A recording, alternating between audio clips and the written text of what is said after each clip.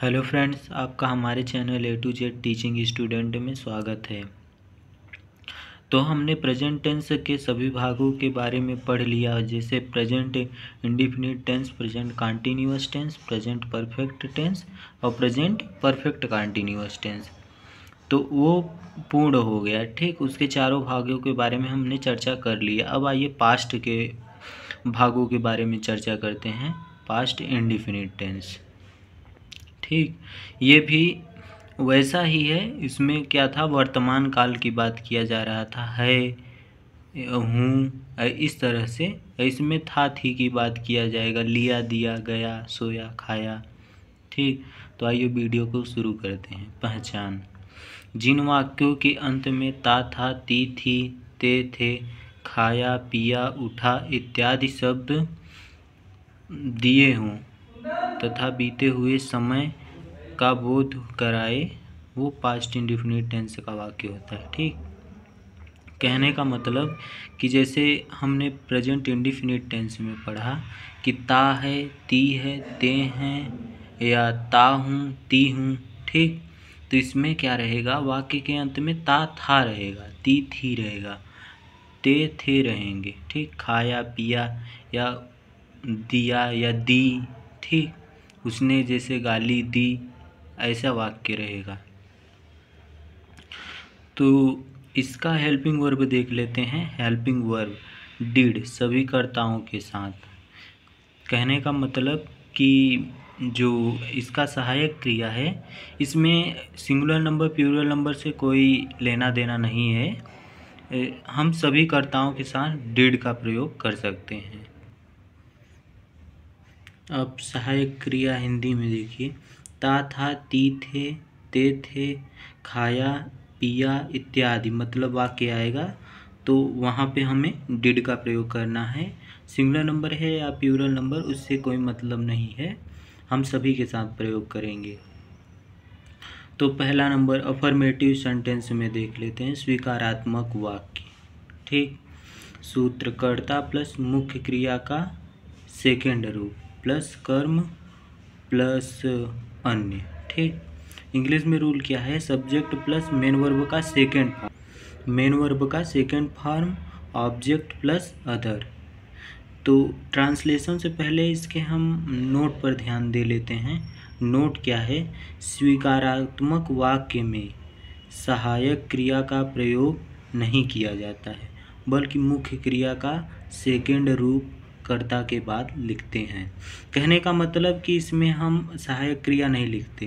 ठीक, अगर affirmative sentence हो, हम निगेटिव की बात नहीं कर रहे हैं, निगेटिव इंटरोगेटिव की बात नहीं कर, ओनली अफर्मेटिव में हमें मतलब हेल्पिंग वर्ब डिड का उपयोग नहीं करना है, हमें यहाँ पे बल्कि मेन वर्ब का सेकंड फॉर्म का यूज़ करना है। ठीक, अब एग्जाम्पल देख लेते हैं।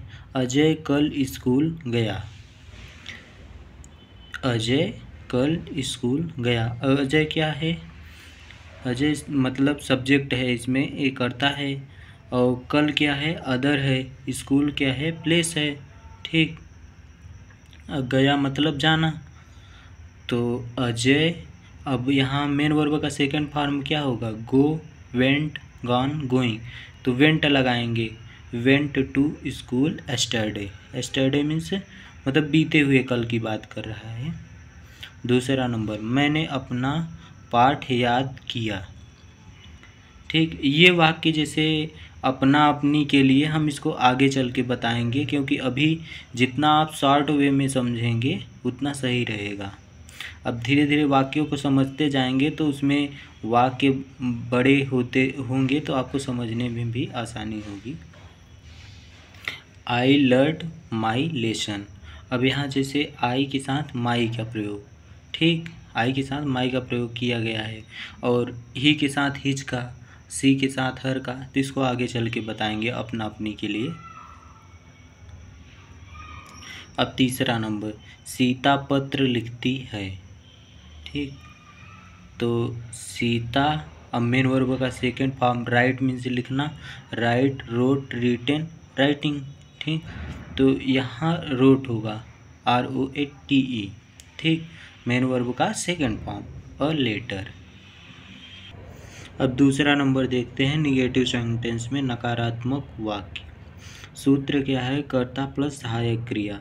यहाँ पे सहायक क्रिया लगेगा, ठीक। सहायक क्रिया प्लस नहीं प्लस मुख्य क्रिया का फर्स्ट रूप प्लस कर्म प्लस अन।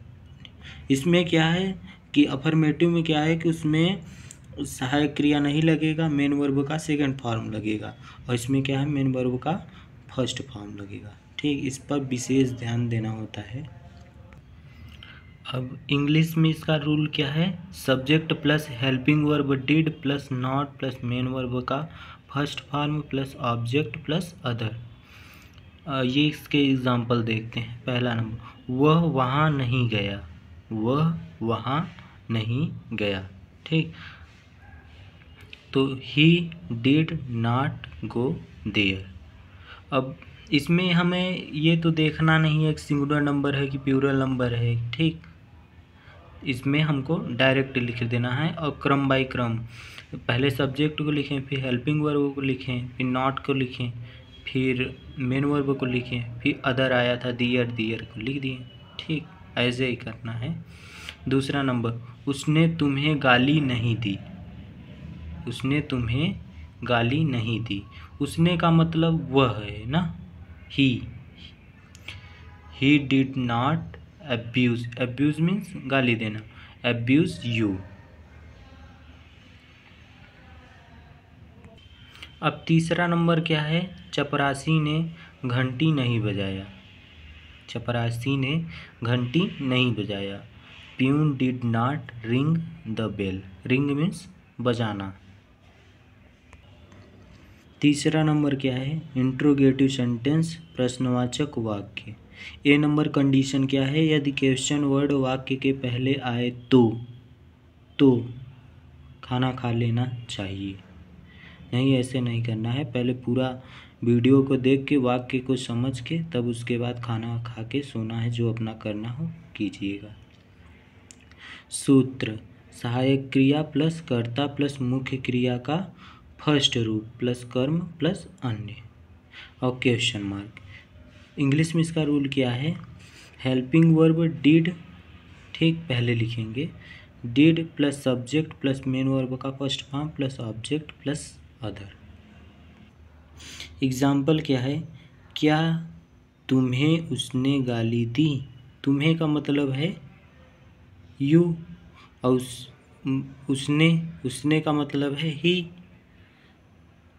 तो डिड ही अब्यूज यू। क्या अध्यापक ने कक्षा में पढ़ाया, क्या अध्यापक ने कक्षा में पढ़ाया।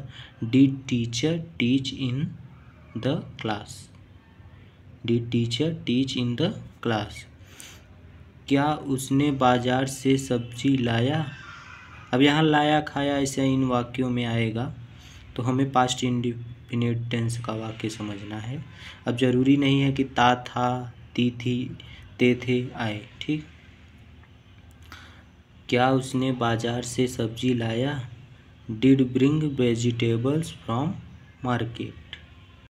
अब बी नंबर कंडीशन क्या है, यदि क्वेश्चन वर्ड वाक्य के बीच में आए तो। सूत्र क्या है, प्रश्नवाचक वाक्य प्लस सहायक क्रिया प्लस कर्ता प्लस मुख्य क्रिया का फर्स्ट रूप प्लस कर्म प्लस अन्य, ठीक।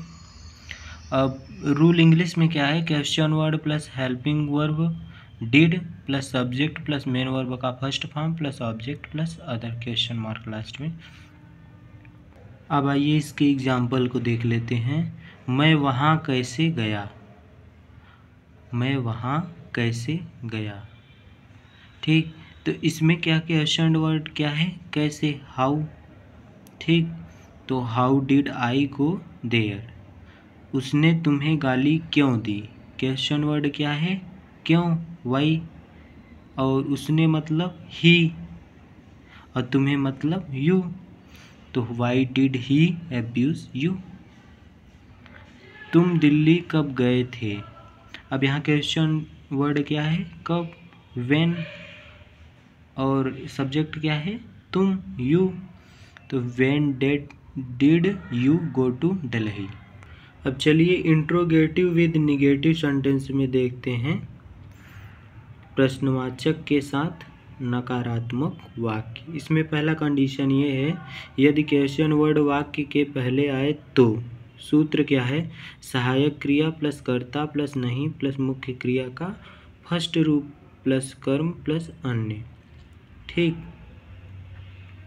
इंग्लिश में इसका रूल क्या है, हेल्पिंग वर्ब डिड, ठीक, plus subject plus not plus main verb का first form plus object plus other question mark. आइए इसके एग्जाम्पल देखते हैं। एग्जाम्पल नंबर पहला, क्या तुम बाजार नहीं गए, क्या तुम बाजार नहीं गए। Did you not go to bazaar, BAZAR। बाजार को मार्केट भी लिख सकते हैं, ठीक। अब बाजार ये ऐसे भी लिख सकते हैं। क्या उसने तुम्हें नहीं पीटा था, क्या उसने तुम्हें नहीं पीटा था। उसने का मतलब है ही, तुम्हें का मतलब यू, ठीक। अब पीटना मतलब beat, did he not beat you. अब तीसरा नंबर वाक्य क्या है, क्या उसने कपड़ा नहीं साफ किया, क्या उसने कपड़ा नहीं साफ किया। उसने का मतलब ही, did he not clean the cloth. अब इंट्रोगेटिव विद निगेटिव सेंटेंस का बी नंबर देख लेते हैं। यदि क्वेश्चन वर्ड वाक्य के बीच में आए तो सूत्र क्या है, प्रश्नवाचक वाक्य प्लस सहायक क्रिया प्लस कर्ता। यहाँ कर्ता दो बार लिखे हैं, आपको नहीं लिखना है, एक बार ही लिखना है, क्योंकि कर्ता एक बार ही आता है, ठीक। अब डबल कर्ता रहेगा तो अदर में लिखते हैं, उसको आगे चल के बताएंगे। कर्ता प्लस नहीं प्लस मुख्य क्रिया का फर्स्ट रूप प्लस कर्म प्लस अन्य क्वेश्चन मार्क। इंग्लिश में इसका रूल क्या है, question word plus helping verb plus subject plus not plus main verb का first form plus object plus other, ठीक। आइए इसके एग्जाम्पल देख लेते हैं। एक एग्जाम्पल ये है, डिफरेंट रूल पे है, दूसरे नियम के आधारित पर है। एग्जाम्पल नंबर पहला, वह वहाँ कभी नहीं गया था। यहाँ जो कभी नहीं आया है इसी के लिए रूल चेंज हो गया है, ठीक। तो इसको हम आगे चल के बताते हैं, इसको इंट्रोगेटिव विद नेगेटिव सेंटेंस का सेकंड वाला बताने के बाद। तुम वहाँ क्यों नहीं गए थे, तुम वहाँ क्यों नहीं गए थे। इसमें क्वेश्चन टैग क्या है, क्यों, ठीक। सब्जेक्ट क्या है, तुम, why did you not go there. दूसरा नंबर वाक्य क्या है, उसने तुम्हारी मदद क्यों नहीं की।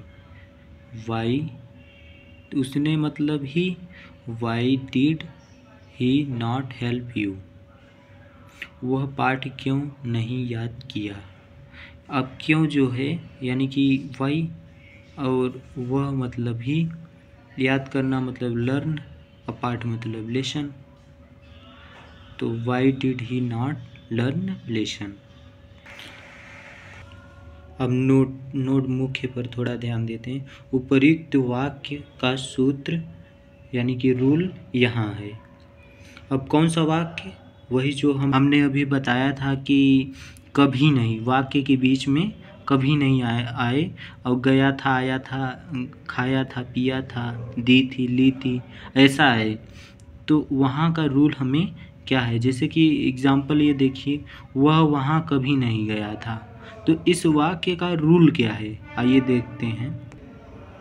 सूत्र, कर्ता प्लस कभी नहीं प्लस मुख्य क्रिया का सेकंड रूप प्लस कर्म प्लस अन्य, ठीक।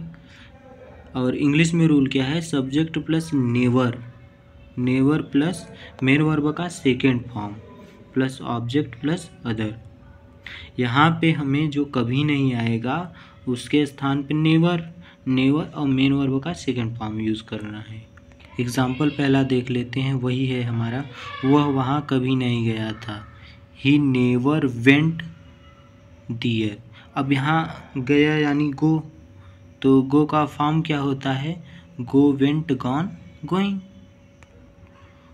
उसने मेरी सहायता कभी नहीं की, उसने मेरी सहायता कभी नहीं की। तो ही नेवर हेल्प्ड मी। अब हेल्प का फॉर्म क्या चलता है? Help, helped, help, helping. विगत वीडियो की तरह यानी पिछले वीडियो की तरह इसमें भी हमने प्रत्येक वाक्यों पर एक एक ट्रांसलेशन आपको दिया है। आप इसको करके हमारे व्हाट्सएप नंबर पर सेंड कर सकते हैं। तो चलिए स्टार्ट करते हैं। Question for you. पहला नंबर, रामू कल बाजार गया था। दूसरा नंबर, शीला खाना सुबह में नहीं बनाती थी। तीसरा नंबर, क्या वे स्कूल जाते थे। और चौथा नंबर, उसे क्यों पीटा जाता था यानी पीटा था। पांचवा नंबर, क्या मैं बाजार से सब्जी नहीं लाया था। छठवां नंबर, उसने मेरी मदद क्यों नहीं किया। तो वीडियो को लाइक कीजिए, share, subscribe. Thank you for watching video.